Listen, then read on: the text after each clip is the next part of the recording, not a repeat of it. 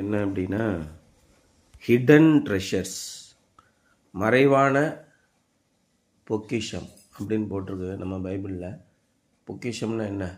புதையல் இல்லையா? ஒரு புதையல் மறைவாக இருக்கிறது. நேற்று கூட ஒரு ரீல்ஸ் பார்த்தேன்.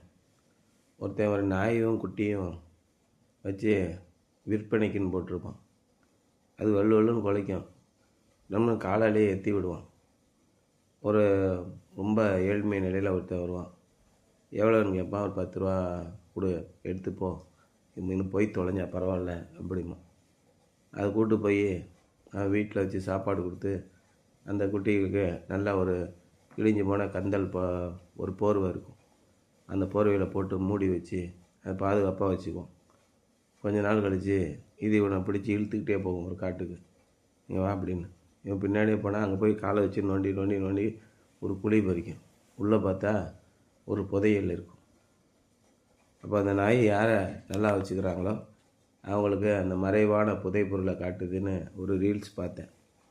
இங்கே என்ன சொல்கிறாருன்னா, மறைவான புதைப்பொருள், புதையல் இருக்குது. என்னது அது? அதான் 2 கொரிந்தியர் 4ஆம் அதிகாரம் 7ஆம் வசனம். We have this treasure in jars of clay to show that this all surpassing power is from God and not from us. ஒன்றுக்குமே யோக்கியதை இல்லாத, ஒன்றுமே லாய்க்கு இல்லாத ஆடுகள்கிட்ட தான் ஆண்டவர் மிகப்பெரிய வல்லமையை காண்பிக்கிறார் அவர்கள் வாயிலாக. இவெல்லாம் எப்படி இந்த நிலைமைக்கு வந்தான் அப்படின்னு என் காதுபடவே ஒருத்தன் சொன்னான். எப்படி அப்படின்னு சொன்னான். நம்ம ஒன்றுத்துக்குமே லாய்க்கு இல்லாதவன்னு ஊருக்கே தெரியும். நம்மளை ஒரு நிலையிலே ஆண்டவர் நிறுத்த வேண்டும் என்று விரும்புகிறார். அதனால் பவுல் சொல்கிறார், இந்த மிகப்பெரிய புதையெல்லாம் பார்த்துருக்கீங்களா? படங்களில் இந்த இதிலெல்லாம் பார்த்துருக்கீங்களா? கதைகள்லாம் புதையல் எதில் வச்சுருப்பாங்க? ஒரு பானையில் இருக்கும், மண்பானையில் வச்சுருப்பாங்க. மண்பானை விலை உயர்ந்ததா, உள்ளே இருக்கிற புதையல் விலை உயர்ந்ததா? அதுதான் இங்கே சொல்கிறார் பவுல். இப்பேற்பட்ட இந்த பொக்கிஷத்தை நாங்கள் மண் பாண்டங்களிலே, அழிந்து போகிற இந்த தேகத்திலே, இந்த சரீரத்திலே நாங்கள் பெற்றிருக்கிறோம் அப்படின்னு சொல்கிறேன். நாங்கள் ஒன்றுக்குமே லாய்க்கு இல்லாதவர்கள், நாங்கள் அப்பிரயோஜனமான ஊழியக்காரர், எங்களால் எதுவுமே செய்ய முடியாது, வா உன்னைய கொண்டே மேலே வைக்கிற அப்படின்னு. தாவீதையும் அப்படி தான் வச்சார், யோசேப்பையும் அப்படி தான் வச்சார், இயேசு கிறிஸ்துவை பின்பற்றின அத்தனை பேரையும் அப்படி தான் வச்சார். இயேசு கிறிஸ்துட்டே போய் ஒருத்தன் கேட்குறான். யார் கேட்குறா? பிலாத்து கேட்குறான், நீ உண்மையிலேயே யூதருடைய ராஜாவா? பேசாமல் இருந்தார். உங்கள்கிட்ட சொன்னால் என்ன ஆகப்போது, சொல்லாமல் ஆகப்போகுது. நீ சொல்கிறதுக்கே எத்தனை முறை நான் உன்னை வருந்தி கேட்க வேண்டும். உண்மையிலேயே யூதருடைய ராஜா தானே? ஆமாம். இந்த கவர்னர் பதவிக்கு வர்றதுக்கு நம்ம கவர்னர் இருக்கார்ல, அந்த கவர்னர் பல தகிடு தீர்த்தம் வேலைகளெல்லாம் செஞ்சுக்கிட்டு இருக்காரு. நீங்கள் பார்த்தீங்கன்னா பேப்பரில் தெரியும். இந்த பதவிக்கு, கவர்னர் பதவிக்கு வர்றதுக்கு நான் எவ்வளோ காசு செலவழிச்சிருக்கேன் தெரியுமா? நான் பெருஞ்செல்வத்தினாலே இந்த கவர்னர் பதவியை அடைந்தேன் அப்படின்னு பிலாத்து சொல்கிறான் இயேசு கிறிஸ்துட்ட. இயேசு என்ன சொல்கிறாரு? யோ, நான் பிறந்ததே எதுக்கு தான் ஐயா, நான் இதற்காகவே பிறந்தேனுங்கிறார். அப்போ என்னென்னா, இறைவன் உங்களை ஒரு இடத்துல வைக்க வேண்டும் என்று நினைத்து விட்டால் அவர் செய்வார். நம்ம ஒன்றுக்குமே லாய்க்கு இல்லாதவர்களாக இருப்போம் அப்படிங்கிறதான் இன்னைய சிந்தனை வாக்கியம். Sometimes God permits our vessels to be jarred so that some of the treasures will spill out and enrich others. சில நேரங்களிலே தேவன் நம்முடைய பாத்திரங்களை நிரம்பி வழிய செய்கிறார். எதற்கு? அதனாலே இன்னும் பலர் ஆசீர்வாதத்தை பெற்றுக்கொள்ளட்டும் என்பதற்காக. Sometimes God permits our vessels to be jarred so that some of the treasures will spill out and enrich others. கீழே சிந்தி மற்றவர்களெல்லாம் அதில் குடிக்கட்டும் அப்படின்னு. Suffering reveals not only the weakness of man but also the glory of God. நாம் பாடுகளை அனுபவிக்கும் போது, நாம் வேதனைகளையும் சோதனைகளையும் சிக்கும்போது, நாம் மனிதர்கள்தான், நாம் பாடுகளை அனுபவிக்க தான் இந்த உலகத்தில் இருப்போம், நம்மளால் எந்த பாடுகளிலிருந்தும் விடுதலை பெற முடியாது என்பதை நிரூபிப்பதோடு அதிலிருந்து உங்களை காப்பாற்றும் தேவனுடைய மகிமையும் காண்பிக்கிறது அப்படிங்கிறார். Paul presented a series of paradoxes in this paragraph. நிறைய ஓமைகளை அவர் சொல்கிறார். எர்தன் வெசல்ஸ், மண்ணால் செய்யப்பட்ட ஒரு பானை. ஞாயிற்றுக்கிழமை மண்ணால் செய்யப்பட்ட பானை குறித்து பிஷப் சொன்னார்ல, என்ன சொன்னார்? 2 முக்கியமான விஷயம் சொன்னார். கவனிச்சிங்களா? அப்படியே அங்கே உட்காந்துட்டு வெள்ளை ட்ரெஸ்ஸை போட்டு பிஷப் வாயவே பார்த்துக்கிட்டு இருந்தீங்க. என்ன ஷேப்பிங்? கரெக்டாக சொல்லுங்கள். மண்பானையை குயவன் தன்னுடைய இஷ்டத்துக்கு வணையலாம். தப்பாக போயிட்டுனா என்ன பண்ணலாம்? மறுபடியும் மண்ணை குழச்சி டப்பு டப்புன்னு 2 அடி அடித்து மறுபடியும் அதில் வச்சு மறுபடியும் இன்னொரு பானையாக வரைவார் இல்லையா? அவருடைய இஷ்டத்துக்கு எந்த டிசைனில் வேணால் வணைஞ்சிடலாம். எப்போ? அது களிமண்ணாக இருக்கிற வரைக்கும். களிமண்ணாக இருக்கும்போது அதில் நீங்கள் தண்ணி ஊற்ற முடியாது சொன்னாரா? களிமண் பானையில் தண்ணி ஊற்றினா என்ன ஆகும்? கரைஞ்சி போயிடும் களிமண் இல்லையா? அதே களிமண்ணை நெருப்பினால் சுடும்போது உங்களுடைய பாடுகளினாலே நீங்கள் அனுபவத்தை பெற்றுக்கொண்டே வரும்போது நெருப்பினால் சுட்ட பானையிலே தண்ணி ஊற்றலாமா ஊற்றக்கூடாது? இப்பொழுது அந்த பானை உடைந்து விட்டது. அந்த பானையை மறுபடியும் இன்னொரு பானையை செய்ய முடியுமா? சுட்ட பானையை எப்படி நீங்கள் இது பண்ணுவீங்க? பச்சை மண்ணா வரைக்கும் மறுபடியும் குழச்சி இன்னொரு பானையை செய்யலாம். சுட்ட பானையில தண்ணி ஊற்ற முடியும், பயன்படும். ஆனால் அந்த பானை உடைந்து விட்டால் என்ன ஆகும்? ஒன்றுக்கும் உதவாது. அதை தூக்கி குப்பையில் தான் போடலாம். நீங்கள் இப்பொழுது நெருப்பினாலே புடமிடப்பட்டு விட்டீர்கள். நீங்கள் தேவனுடைய பிள்ளையாகி விட்டீர்கள். இனிமேல் நீங்கள் தேவனுடைய கட்டளை விட்டு வழி விலகி போனால் நீங்கள் ஒன்றுக்கும் உதவாமல் போவீர்கள். அநேக கிறிஸ்தவர்கள் நாசமாக போன காரணமே தான். இயேசுவை பற்றி நல்லா தெரியும், அவருடைய வல்லமையை பற்றி நல்லா தெரியும், பாவம் என்றால் என்னன்னு தெரியும், அதிலிருந்து எப்படி நாம் விடுதலை பெற்றோம் என்று தெரியும். தேவனுடைய ஆசீர்வாதத்தை எல்லாம் பெற்றுக்கொண்டார்கள்.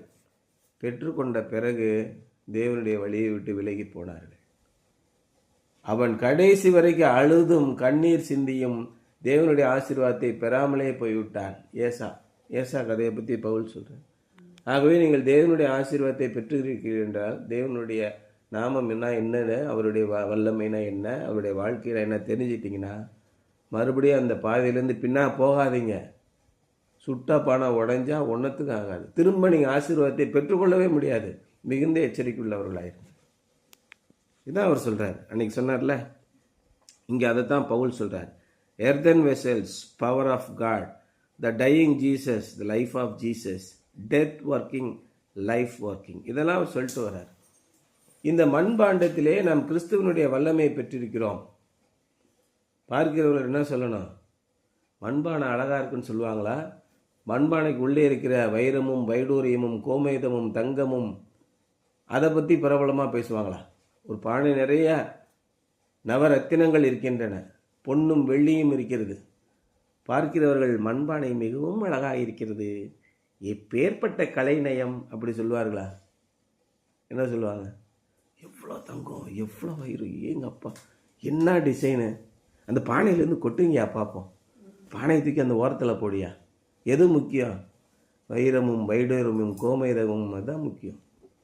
இயேசு கிறிஸ்து நமக்குள்ளே இருக்கிறார். அவர் தான் வெளியில் தெரியணும். அவர் பெருகவும் நான் சிறுகவும் வேண்டும் அப்படின்னு சொல்கிறார். யார் சொன்னா? யோவான் சொன்னான்ல, யோவான் ஸ்நானகர் இல்லையா? அந்த மாதிரியான ஒரு வாழ்க்கையை நீங்கள் இறைவனுக்கு உங்களுடைய வாழ்க்கையிலே காண்பிக்க வேண்டும். உங்களுடைய வாழ்க்கையினாலே நீங்கள் பெறுகிற ஆசீர்வாதத்தினாலே அவரே என்னை ஆசீர்வதித்தார், அவரே எல்லாத்திற்கு காரணம், நான் ஒன்றும் இல்லாதவன் அப்படின்னு சொல்லி உங்களுக்கு இருக்கிற ஆசீர்வாதம் அநேகருக்கு பயன்பட வேண்டும். நீங்கள் நிரம்பி வழிந்து உங்களுடைய ஆசீர்வாதம் தெருவிலெல்லாம் ஓடும். இந்த நீதிமொழிகளில் இருக்கும், உன்னுடைய ஊற்றுக்கண் ஆசீர்வதிக்கப்படுவதாக, அவை உனக்கே உரியவைகள் இல்லாமல் இந்த ஊருக்கு எல்லாம் ஆசீர்வாதத்தை கொடுக்கட்டும்.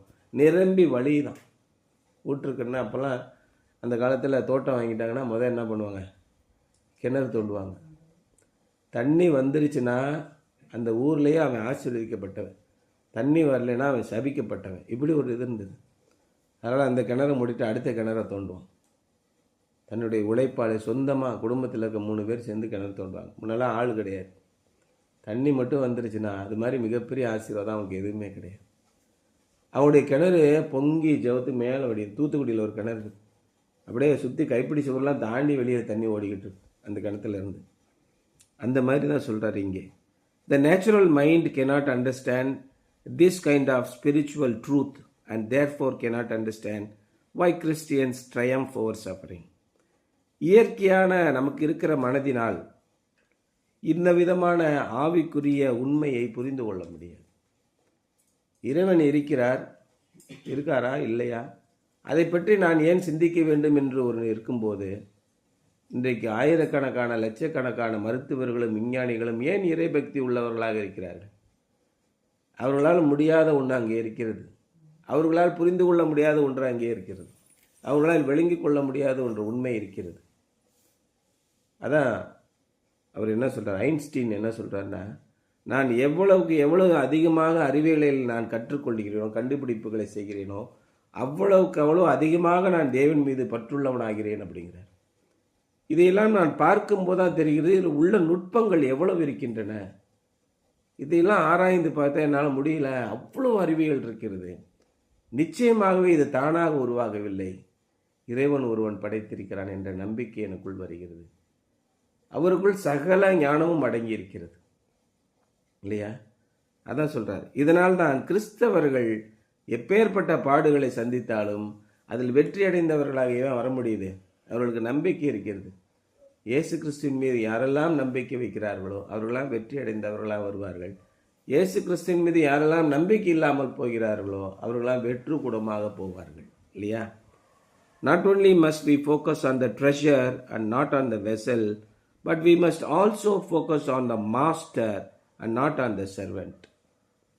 நாம் எப்போதுமே பானைக்குள்ளே இருக்கிற அந்த பொக்கிஷத்தின் மீது, புதையலின் மீது தான் அக்கறை இருக்க வேண்டும். அந்த பானையை பற்றி நாம் பார்ப்பதில்லை. அது மாதிரி தான் நாம் எப்பொழுதுமே நம்மை படைத்த நம்முடைய இறைவன் மீது நம்பிக்கையாக இருக்க வேண்டும். ஊழியக்காரர்களை பார்க்காதீர்கள் அப்படிங்கிறார். இன்னைக்கு எல்லாரும் பாருங்க, ஊழியக்காரர்களை தான் பார்ப்பார்கள். ஊழியக்காரனுக்கு காணிக்கை கொடுக்கணும், ஊழியக்காரனுக்கு சோறு போடணும், ஊழியக்காரனுக்கு ரூம் போட்டு கொடுக்கணும், ஊழியக்காரனை தாங்குதாங்கன்னு தாங்கணும். அப்போ தான் நம்மளால் செஞ்சான்ல வெள்ளையை எங்கேயே போட்டு பிரசங்கம் பண்ண விடுவார். ஆளை தலையை தடவி கையில் போட்டு வச்சுக்கணும். இப்போ இப்படிப்பட்டவர்கள் எப்பேற்பட்ட அயோக்கியர்களாக இருப்பான்னு பாருங்கள். நீங்கள் நடந்து போகும்போதே தெரியும் யார் தேவனுக்கு உள்ளாக உண்மையானவர்களாக இருக்கிறார்கள், யார் இறைவனுக்கு உள்ள எதிரிகளாக இருக்கிறார்கள். பவுல் காலத்திலேருந்தே இந்த அக்கப்போர் இருக்குது. இயேசு கிறிஸ்து மாதிரியே அவர் நம்புகிற மாதிரியே நடிப்பான். ஆனால் அவனுடைய தேவைகள் பூரா எப்படி இருக்கும்? மனிதர்களை பின்பற்றி இருக்கும். இதை நீங்கள் பவுலோட அத்தியாயத்தை பூரா படிச்சிங்கன்னா இந்த ஐக்கியங்களும் கூடயே நடந்து வந்திருக்காங்க சர்ச்சு வரலாறு முழுவதும். நம்ம அதில் எச்சரிக்கையாக இருக்கணும். If we suffer it is for Jesus sake, if we die to self it is so that the life of Christ may be revealed in us. நாம் பாடுபட்டால் அது கிறிஸ்துவுக்காக பாடுபடுகிறோம். நாம் நம்மளுடைய சுயத்துக்கென்று மரித்து போன எனக்கு எதுவுமே வேணாங்க, எனக்கு வேணாமே வேணாம், ஆண்டவருக்காக நான் என்ன வேணால் செய்கிறேங்க அப்படி நீங்கள் போனீங்கன்னா என்ன ஆகுது? நம்மளிருந்து இயேசு கிறிஸ்து வெளியே தெரிய வேண்டும்.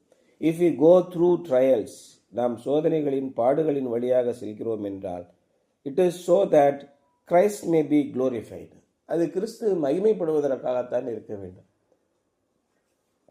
And all of this is for the sake of others. இவை எல்லாம் நம்முடைய வாழ்கிற வாழ்க்கை எல்லாம் அடுத்தவர்களுக்காகத்தான், பிறருக்காகத்தான்.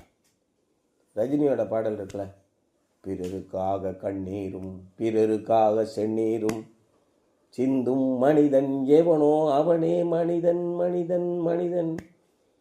நீங்கள் ஒருத்தன் கேட்கலாம், விஜயை நீங்கள் ஒரு நடிகராகவோ ஒரு அரசியல் கட்சியாகவோ ஏன் ஒரு மனுஷனாகவோ நினைக்காதீங்க அப்படின்னு போட்டிருக்கோம். தெருவில் அப்படியே போய்கிட்டு இருக்கோம், யாரோ ஒருத்தர் திடீர்னு மயக்கம் போட்டு விழுந்துட்டாரு. நம்ம உடனே பதறி போய் ஐயா என்னாச்சு, ஏன் என்னாச்சு, என்ன தெரியல, திடீர்னு மயக்கம் போட்டு விட்டுறா, கொஞ்சம் பாருங்கள், யாராவது பாருங்கள், தண்ணி தெளிங்க. இப்படி நம்ம தமிழக மக்கள் எல்லா பேரும் செய்வான். அவன் அயோக்கிய பயலாக இருந்தால் கூட செய்வான். ஆனால் 41 பேர் என்ன காரணமே தெரியல, யாரோ ஒரு காரணமாக இருக்கட்டும், இந்த காரணத்துக்கே போக வேண்டாம். நீ பேசின கூட்டத்தில் 41 பேர் செத்து போயிட்டாங்க. அடுத்த நாள் காலையில் எப்படி நீ போய் அங்கே போய் குத்தாட்டம் போட முடியும் மலேசியாவில்னு ஒருத்தன் கேட்கலாம். கொஞ்சம் கூட மனசாட்சி இல்லாத மனிதர்கள். நம்முடைய வாழ்க்கை நமக்காக இருக்கிறதா பிறருக்காக இருக்கிறதா? இப்படி இல்லாத ஒருவன் எப்படி தலைவனாக இருக்க முடியும்? அதான் அவர் கேட்குறார். If you go through trials, it is so that Christ may be glorified. And all of this is for the sake of others as we serve Christ. இயேசு கிறிஸ்துவுக்காக நாம் ஊழியத்தை செய்யும்போது, நம்முடைய வேலையை செய்யும்போது, அவரை நாம் தொழுது கொள்ளும்போது, death works in us, but life works those to whom we minister. நம்மிடத்திலே மரணம் கிரியை செய்கிறது. நாம் நமக்காக வாழ்வதே இல்லை. நான் அங்கே செத்து போய்விட்டேன். அந்த நான் என்ற சுயம் செத்து போய்விட்டது. எதற்காக நான் பாடுபடுகிறேன்? எனக்கு என்ன வேண்டும்? என்னுடைய சுய தேவை என்ன? காலையில் ஒரு 3 இட்லி, மதியானம் ஒரு கப்பில் சோறு, நைட்டு ஒரு 4 சப்பாத்தி, அவ்வளோதான். சோலி முடிஞ்சு என்னுடைய வாழ்க்கைக்கு. இதற்காக நான் ஏன் பாடுபட வேண்டும்? மற்றவர்களுடைய குடும்பத்தை வாழ வைப்பதற்காக நீ பாடுபட வேண்டும்.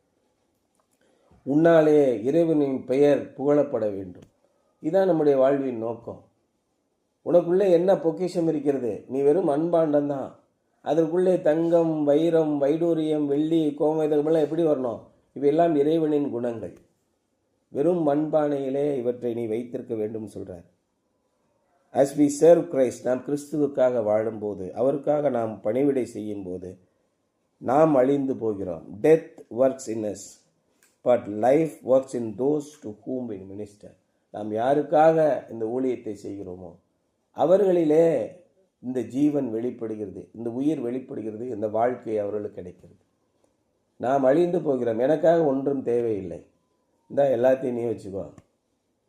அப்போ 10 குடும்பம், 50 குடும்பம், 100 குடும்பங்களுக்கு நீங்கள் வேலை வாய்ப்பை கொடுக்க வேண்டும். 100 குடும்பங்கள் உங்களால் ஆசீர்வதிக்கப்பட வேண்டும். அதான் சொல்கிறாங்க. பெரிய பெரிய முதலாளிகள்லாம் 2 லட்சம் பேர் வேலை பார்க்குறாங்க. ரிலையன்ஸில், அதானியில் 1 லட்சம் பேர் வேலை பார்க்குறாங்க. ஒரு அரசாங்கத்தால் கூட அத்தனை பேருக்கு சம்பளம் கொடுக்க முடியாது. அவ்வளோ பேர், 16 லட்சம் பேர், 20 லட்சம் பேர் வேலை பார்க்குறாங்க. இதற்கெல்லாம் எதற்காக உழைக்கிறார்கள்? அவர்களுக்கு என்ன தேவை? இதெல்லாம் கிடையாது. என்னுடைய வாழ்க்கையிலே நான் அநேகருக்காக உழைப்பேன். இதுதான் இறைவனின் பண்பு. Something to Pander. when was the last time you felt jarred significantly to the point of almost breaking? how did you handle the situation? எப்பொழுது கடந்த முறை நீங்கள் உங்களுடைய ஆசீர்வாதத்தில் நிறைந்து வழிந்து அடுத்தவர்கள் ஆசீர்வாதம் பெருமளவு ஒரு சூழ்நிலை நடந்தது? அந்த சூழ்நிலை நீங்கள் எவ்விதமாக கையாண்டீர்கள்? உங்களுடைய செல்வங்கள் எல்லாம் அடுத்தவர்களுக்கு பயன்படுமாக போனதா? உங்களுடைய வாழ்நாள் எப்படி அமைந்தது? இதுதான் கேட்குறேன். நல்லா யோசனை பண்ணி பாருங்கள். நம் படிப்பு, நம்முடைய திறமைகள், நம்முடைய பதவி, நம்முடைய செல்வம், இதெல்லாம் எதற்கு? இயேசு கிறிஸ்துவின் பெயர் அங்கே அநேகரால் புகழப்பட வேண்டும். அதான் நம்முடைய நோக்கம். நானல்ல, என்னிலே ஒன்றுமே இல்லை, நான் வெறும் மண்பாண்டம். எனக்கு உள்ளே இருக்கிற நற்குணங்கள் இருக்கு இல்லையா, அதான் பொக்கிஷம். அதுதான் அவர் சொல்கிறார். இன்னைக்கு என்ன சொல்கிறார் டைட்டிலில்? Hidden treasure. உங்களுக்குள்ளே ஒளிந்திருக்கிற அந்த புதையல்கள் என்னென்ன? அவற்றால் எத்தனை பேர் ஆசீர்வதிக்கப்படுகிறார்கள்? இதான் இன்றைய சிந்தனை. சரியா? ரொம்ப அற்புதமான ஒரு சிந்தனை.